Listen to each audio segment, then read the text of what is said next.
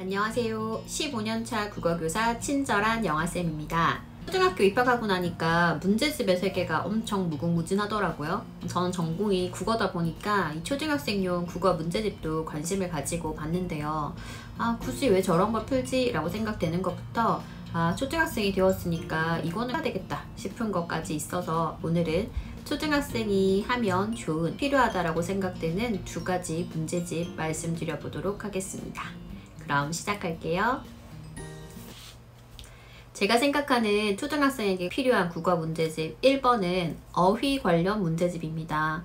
어휘 관련 문제집이 왜 필요할까? 수능 국어가 총 45문항인데요. 그 중에 2문항이 어휘 문제입니다.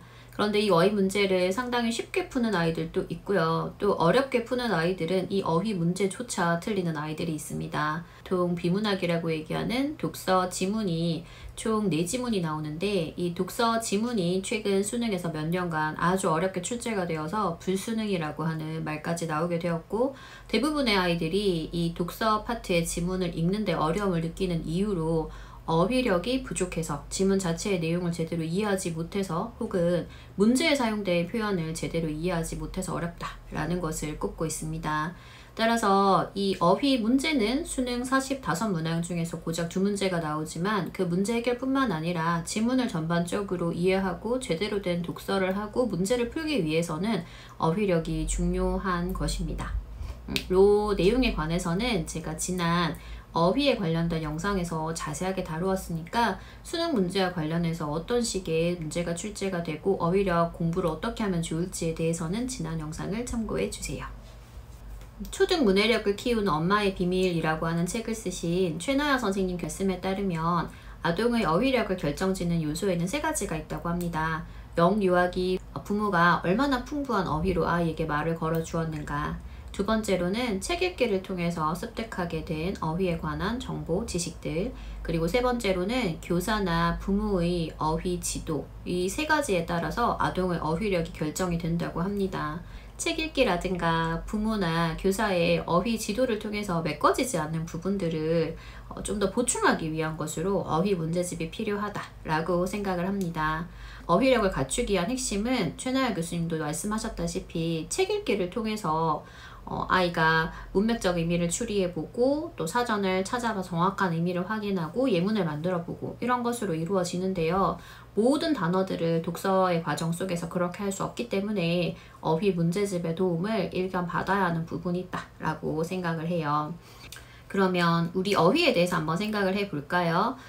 우리 국어의 50% 이상이 한자어죠. 70%, 80%까지 잡는 분들도 있으신데요. 반 이상이 한자어로 되어 있고요.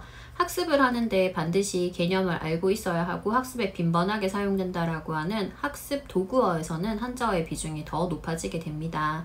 그런데 이 한자어에 대해서 골고루 학습을 하기는 조금 어렵죠. 2번째로 우리말에서는 반의어와 유의어, 동음이어와 같은 것들을 제대로 이해하지 못하면 어휘들 간의 관계에 대해 제대로 인지를 하지 못하면 내용 자체를 정확하게 이해하지 못하는 경우가 종종 있습니다. 3번째로 상하이어의 관계에 대해서 제대로 인지를 해야지 학습한 내용들을 구조화해서 보다 쉽게 이해하고 기억할 수 있습니다. 이러한 우리말 어휘의 특징들을 생각해보면 독서만을 통해서 학습을 하거나 어려운 글을 읽는 데 필요한 모든 어휘를 갖추기에는 상당히 무리가 있다는 것을 아실 거예요. 하지만 맥락 없이 문제집을 통해서 기계적으로 문제를 푸는 것만으로 어휘가 향상되지도 않습니다. 앞서 말씀드린 것처럼 기본은 독서와 독서 중에 이루어지는 어휘에 대한 학습이고요. 여기서 부족한 부분들을 채우기 위해서 어휘 문제집의 도움을 받으셔야 합니다. 자, 그러면 어휘 문제집을 고를 때는 맥락이 있는 어휘 문제집을 골라야 되겠죠. 그냥 문제만 쭉 나오거나 단순하고 반복적인 설명이 나오는 문제집이 아니라 문맥을 통해서 이 어휘의 의미와 관계에 대해서 학습을 할 수 있는 문제집.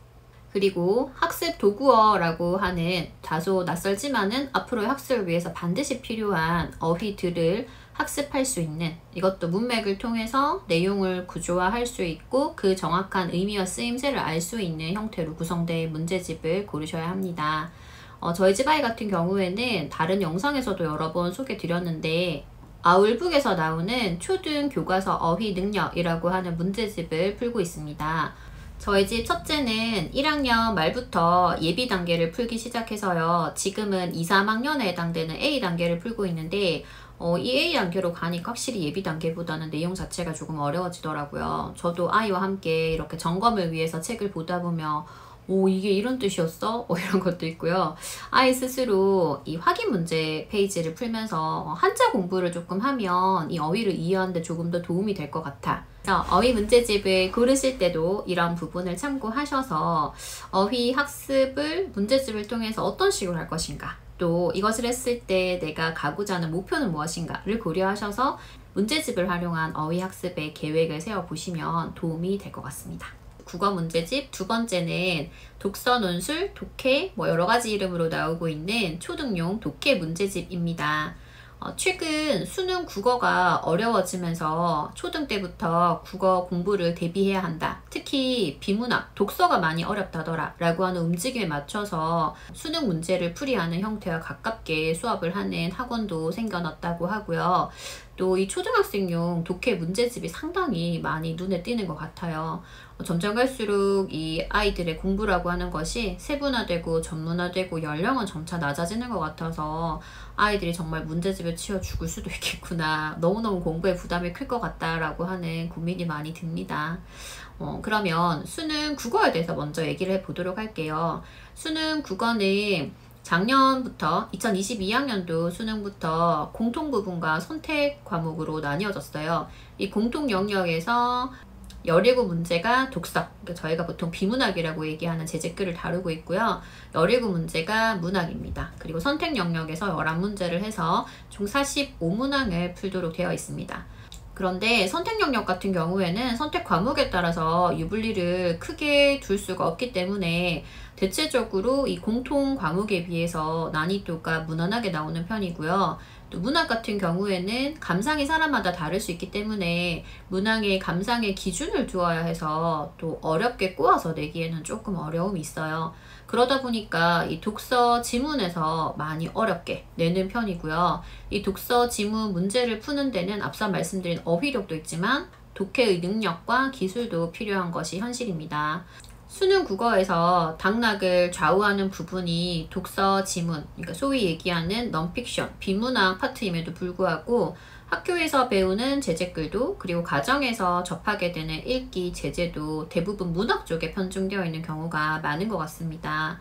자, 그러다 보니까 아이들이 이러한 넌픽션, 비문학 재제글을 읽는데 익숙하지 않아서 나중에 더 큰 어려움을 겪게 되는 것 같아요. 저는 그런 점에서 이 독해 문제집이 비문학 재제글을 조금 더 풍부하게 볼 수 있는 좋은 읽기 자료라고 생각을 합니다. 여러 가지 제재를 정제된 형태와 문장으로 다듬어서 문제집에 실어 두었기 때문에 초등용 독해 문제집에 나오는 제재글들이 좀 더 읽기가 좋더라고요.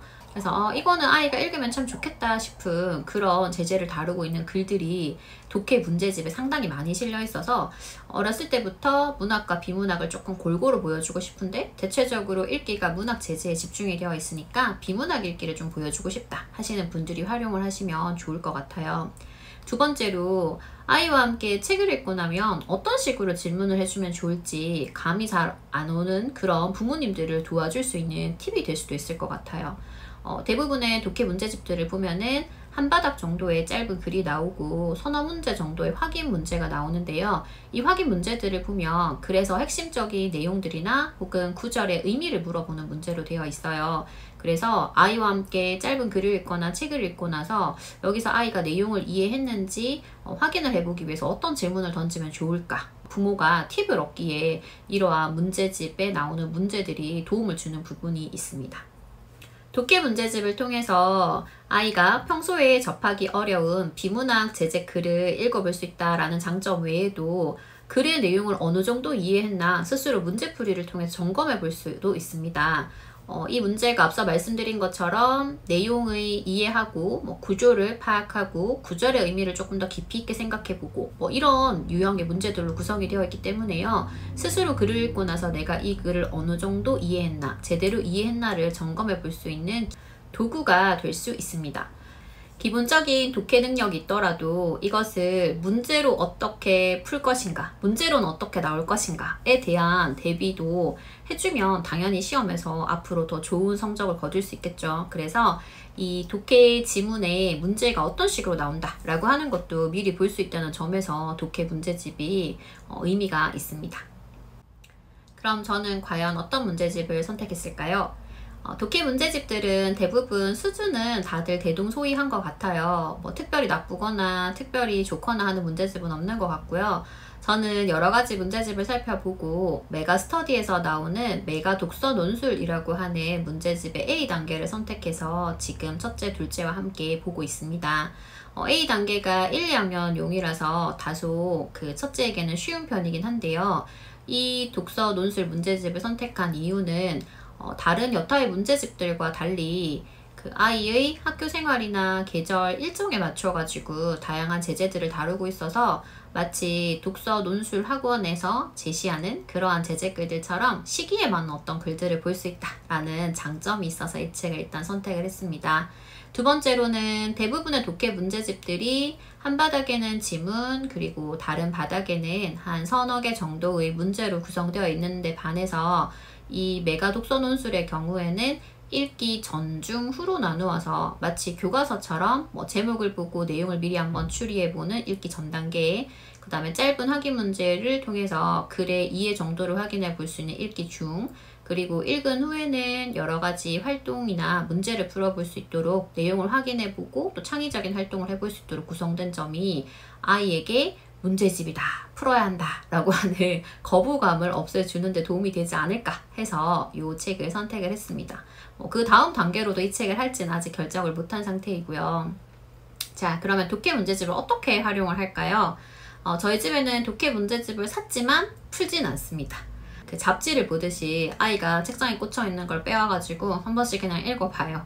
읽어보고 저는 중간중간에 확인 문제 답을 쉽게 찾을 수 있는지 한번 생각해봐. 쉽게 답을 찾지 못하면 너가 지금 제대로 읽은 거 아니니까 한 번 더 해당되는 부분 읽어보면 좋아. 뭐 이 정도로만 얘기를 해줘요.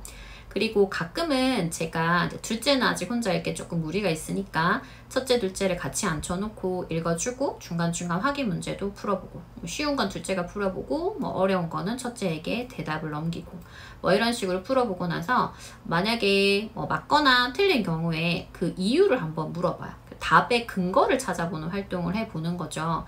문제를 틀렸을 경우에도 답의 근거를 찾아가 보면 이 문제의 답에 대한 근거가 틀렸기 때문에 이게 답이 아니다 라고 설명을 할 수 있거든요. 이렇게 해보는 이유는 수능 독서 문제는 글의 내용, 그리고 문제의 보기, 문제에서 주어진 조건, 이 세 가지에서 답의 근거를 찾는 거거든요. 답의 근거를 찾지 못하면 옳지 않은 내용이 되는 거예요. 단순하게 얘기를 하면. 그래서 이것을 어렸을 때부터 아이의 수준에 맞는 글을 통해서 꾸준히 연습을 하다 보면 아이가 글을 읽을 때도 이런 식으로 읽게 되고, 앞으로 점점 더 어려운 글을 읽게 될 때도 그 어려워지는 수준에 맞춰서 아이의 수준을 올릴 수 있겠다라고 생각을 해서 이런 활동들을 해보고 있습니다. 오늘은 초등 국어에서 필요한 문제집 2가지, 어휘 문제집과 독해 문제집에 관한 이야기를 나누어 봤습니다. 예전에 어떤 영상에서 국어교육 전문가라는 분이 나와가지고 초등학교부터 독해 문제집만 열심히 꾸준히 풀어도 수능 국어 1등급 문제 없다 이렇게 얘기하시는 걸 본 적이 있는데요. 저는 그 말씀을 들으면서 상당히 불편하더라고요. 여러 가지로 오해를 불러일으킬 수 있는 표현이라고 생각을 했는데요.